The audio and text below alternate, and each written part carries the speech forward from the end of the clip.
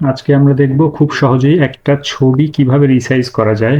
আমরা যারা চাকরি প্রত্যাশী বিশেষ করে সবাই জানি কোনো সরকারি চাকরির কোনো ছবি যদি আমরা রিসাইজ করতে যাই সেক্ষেত্রে আমাদেরকে একটা কম্পিউটারের দোকানে যেতে হয়, আদারওয়াইজ নিজেই কম্পিউটারে এই জিনিসটা করা যায়। তো কিভাবে এই জিনিসটা সহজেই করা যায় সেটা আমরা দেখবো। আমরা এই ছবিটাকে নিয়ে কাজ করবো আজকে। তো এই ছবিটার প্রথমে একটু প্রপার্টিসটা আমরা দেখে নিই। প্রপার্টিসটা যদি দেখতে যাই তাহলে ছবিটার ডাইমেনশন হচ্ছে 500 × 600 পিক্সেল আকারে আছে এবং ছবির সাইজ হচ্ছে 81.9 কিলোবাইট।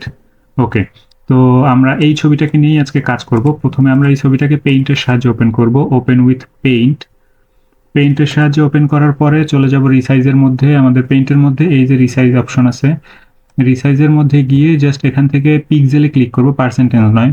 পিক্সেলে ক্লিক করে এখান থেকে এই মেইনটেনেন্স অ্যাসপেক্ট রেশিওটা উঠিয়ে দিয়ে এখানে 300 করতে চাচ্ছি আমরা। 300 বাংলাদেশের সকল গভর্নমেন্ট চাকরির ফর্ম ফিল আপের ক্ষেত্রে এটা 300/300 চায় এবং সিগনেচারের ক্ষেত্রে চায় 300/80। যাই হোক, এখানে আমি সেভ দিলাম। সেভ দেওয়ার পরে আমি এখানে আবার একটু সেভ দিই।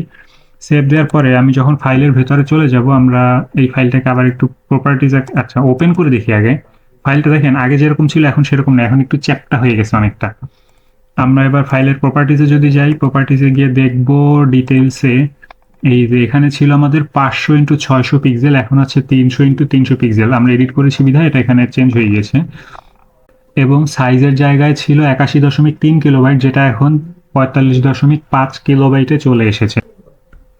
তো আমরা এখানে দেখতে পাচ্ছি যে এখানে দুইটা কাজ হয়েছে, আমাদের পিক্সেলটাও ছোট হয়েছে এবং সাথে সাথে ছবির সাইজটাও ছোট হয়েছে। যদিও সরকারি চাকরির অ্যাপ্লিকেশনের ক্ষেত্রে ছবিটা অবশ্যই 100 কিলোবাইটের ভেতরে চাই, 100 কিলোবাইটের বেশি হলে সেটা অ্যাপ্লাই করা যায় না।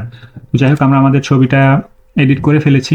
তো এভাবেই আসলে নর্মালি এডিট করা যায়। আশা করি ভিডিওটা আপনাদের কাজে আসবে। ভালো থাকবেন। আজকে এ পর্যন্তই। আল্লাহ হাফেজ।